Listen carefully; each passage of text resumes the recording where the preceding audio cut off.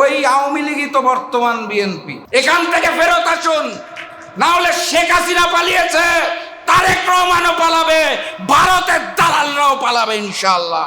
আওয়ামী লীগের জায়গায় বিএনপি বসেছে, ভারতীয় আধিপত্যবাদ ঠিকই আছে।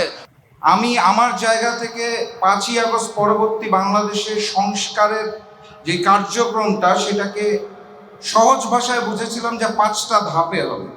প্রথম ধাপটা হচ্ছে জুলাই সনদ, দ্বিতীয় ধাপ হচ্ছে আদেশ, তৃতীয় ধাপ হচ্ছে অধ্যাদেশ, চতুর্থ ধাপ হচ্ছে সংস্কার পরিষদ এবং সর্বশেষ ধাপ হচ্ছে বাস্তবায়ন।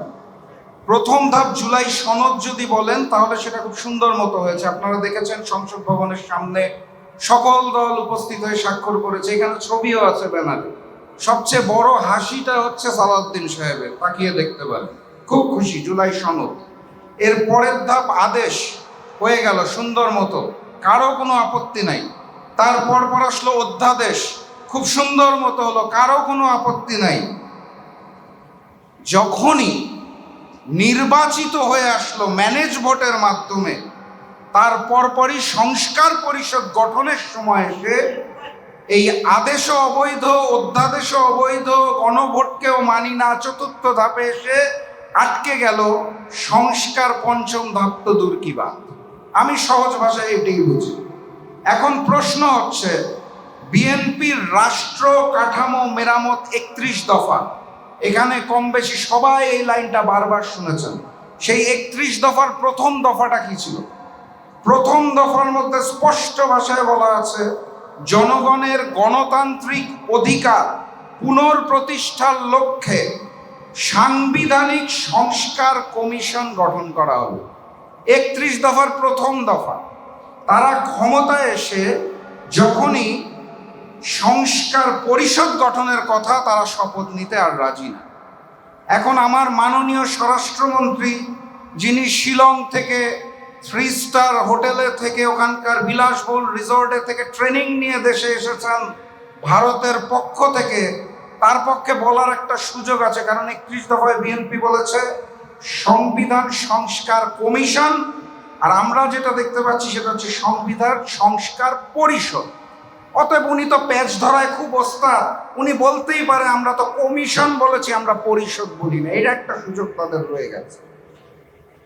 একই দিনে যখন আমরা 2টা ভোট দেখতে পেলাম, একটা ভোটের উদ্দেশ্য ছিল আমরা সংসদ গঠন করব, আরেকটা ভোটের উদ্দেশ্য ছিল গণভোটের সংস্কার পরিষদ গঠন করব।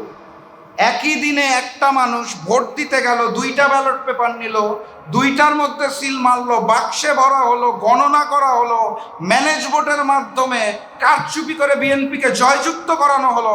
সেই বিএনপি ওই একই দিনের একটা ভোটকে মানবে, আরেকটা ভোটকে মানবে না। এটা একটা অত্যন্ত দুঃখজনক এবং বেইমানি চরিত্র। আমি মনে করি গণভোটে 70% মানুষ যেই রায় দিয়েছে সংস্কারের পক্ষে, সেই প্রায় 70% মানুষের সাথে বিএনপি সরকার চূড়ান্তভাবে বেইমানি করেছে এবং এটার ফলাফল তাদের সামনে দিতে হবে, এটা আমি বিশ্বাস করি। সম্মানিত উপস্থিতি, একটা সরকারের স্বৈরাচার হওয়ার জন্য এবং ফ্যাসিস্ট হওয়ার জন্য যে সকল চরিত্র প্রয়োজন হয়, সকল চরিত্র বিএনপি গত কিছুদিনের মধ্যে দেখিয়ে দিয়েছে। অধ্যাদেশ বাতিলের কথা আপনারা জানেন, শিশির মনির ভাই অত্যন্ত সুন্দরভাবে বলেছে। আমি ওটা নিয়ে আর বিস্তারিত আলোচনা করব না, সময়ের সংক্ষেপ। আমি শুধু বলতে চাই, কেন আমি বললাম যে একটা সরকারের স্বৈরাচার এবং ফ্যাসিস্ট হওয়ার জন্য যা যা প্রয়োজন সব তারা করে ফেলেছে। খুব সংক্ষেপে, তারা গণভোট অধ্যাদেশ সংস্কার চায় না বলে বাদ দিয়ে দিয়েছে। তারা আবারও আয়না ঘরের জন্ম দিতে চায় বলে মানবাধিকার কমিশন অধ্যাদেশ বাদ দিয়ে দিয়েছে। তারা গুমের সংস্কৃতিতে ফিরে যেতে চায় বলে গুম প্রতিরোধ ও প্রতিকার অধ্যাদেশ বাদ দিয়ে দিয়েছে। তারা পুলিশকে বিরোধী দল দমনে কাজে লাগাতে চায় বলে পুলিশ কমিশন অধ্যাদেশ বাদ দিয়ে দিয়েছে। তারা নিজেরা ওই বিগত ফ্যাসিস্টের মতো দুর্নীতি করতে চায় বলে দুর্নীতি দমন কমিশন অধ্যাদেশ বাদ দিয়ে দিয়েছে। তারা বিচারিক ব্যবস্থাকে নিয়ন্ত্রণ করতে চায় বলে সুপ্রিম কোর্টের বিচারক নিয়োগ অধ্যাদেশ বাদ দিয়ে দিয়েছে। শেখ হাসিনার আমলের মতোই বেগমপাড়া বানানোর জন্য, টাকা লুটপাটের জন্য এবং পাচারের জন্য মাইক্রো ফাইন্যান্স ব্যাংক ও ব্যাংক রেজুলেশন অধ্যাদেশও বাদ দিয়ে দিয়েছে। বাদ কি থাকলো? আগের স্বৈরাচার, আগের ফ্যাসিস্টের সাথে বর্তমান স্বৈরাচার এবং বর্তমান ফ্যাসিস্টের কোনো পার্থক্য দেখা যাচ্ছে না। আমি অত্যন্ত দুঃখের সাথে দেখলাম ওই যে ভারতের নির্দেশনায়, তাদের আদেশে বাংলাদেশকে করদ্রান্ত বানানোর জন্য আওয়ামী সরকারের রেখে যাওয়া অবশিষ্ট কাজের দায়িত্ব নিয়েছে বিএনপি। এই হচ্ছে বিএনপির বর্তমান চরিত্র। এই বিএনপি শহীদ প্রেসিডেন্ট জিয়াউর রহমান, দেশনেত্রী বেগম খালেদা জিয়ার বিএনপি নয়। এইটা ভারতের কাছে বিক্রি হয়ে যাওয়া আওয়ামী লীগের রেখে যাওয়া অবশিষ্ট কাজ শেষ করার জন্য নতুন নব্য ফ্যাসিস্ট এবং জালেম বিএনপি। যেই সময় আমরা দেখছি হামের মতো একটি রোগে শিশুরা মৃত্যুবরণ করছে, আইসিইউ খুঁজে পাওয়া যাচ্ছে না, লাইন লেগে যাচ্ছে, পেট্রোল পাম্পের সামনে তেলের অভাবে হাহাকার হচ্ছে। আমার বাসার পাশে একটা পেট্রোল পাম্প আছে, আমি প্রতিদিন দেখি, প্রতি রাতে দেখি, দিন রাত 24 ঘন্টা শত শত মোটরসাইকেল ওখানে লাইন দিয়ে আছে। দেশে একটা অস্থিরতা চলছে, জনজীবনে বিপর্যয় চলছে। এই সময় জনাব তারেক রহমান সিনেমা দেখে বেড়াচ্ছে। আমার লজ্জা লাগে। আমি প্রবাদে শুনতাম যে রোম যখন পুড়ছিল, নিরো তখন বাঁশি বাজাচ্ছে। এটার উদাহরণ আমি দেখেছিলাম ফ্যাসিস্ট শেখ হাসিনার কাছে। যখন আমাদের দেশের রাজপথ রক্তাক্ত হচ্ছিল জুলাই গণঅভ্যুত্থানে, উনি তখন বিটিভি ভবনের জন্য কাঁদছিল শেখ হাসিনা। ওই আওয়ামী লীগই তো বর্তমান বিএনপি। তারেক রহমান সিনেমা দেখে বেড়াচ্ছে। সংগ্রামী উপস্থিতি, আমি বক্তব্য দীর্ঘায়িত করব না। আমি শুধু মেসেজ যেটা দিতে চাই সেটা হচ্ছে, আগের যুদ্ধটা ছিল আওয়ামী লীগ এবং ভারতীয় আধিপত্যবাদের বিরুদ্ধে। আওয়ামী লীগের জায়গায় বিএনপি বসেছে, ভারতীয় আধিপত্যবাদ ঠিকই আছে। অতএব সামনের যুদ্ধটা হবে বিএনপি নব্য জালেম, নব্য স্বৈরাচার এই বিএনপি এবং ভারতীয় আধিপত্যবাদের বিরুদ্ধে।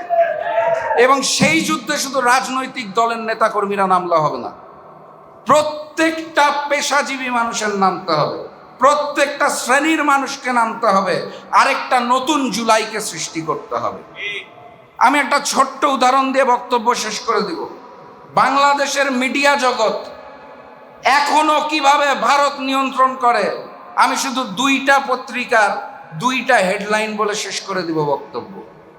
নাম বলছি না, একটা বড় পত্রিকা গত কয়েকদিন ধরে নিউজ করছে ভারতীয় আইপিএল ক্রিকেট খেলা বাংলাদেশে দেখানো হচ্ছে না বলে বাংলাদেশের দর্শকরা নাকি হাহাকার করছে, কান্নাকাটি করছে। এটা নিয়ে সিরিজ রিপোর্ট চলছে, কি চমৎকার। আর আরেক জায়গায় দেখলাম একটা প্রতিবেদন দেওয়া হয়েছে, একটা ভিডিও বানানো হয়েছে তাদের মাল্টিমিডিয়ার জন্য।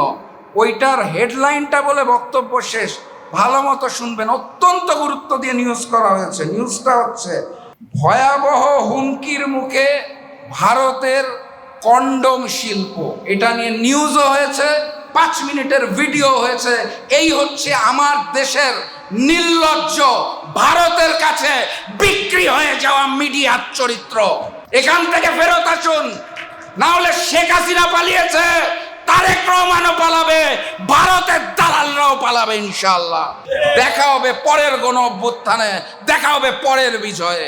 বিজয়ের পথে যাত্রা শুরু, জীবন অথবা মৃত্যু। আসসালামু আলাইকুম।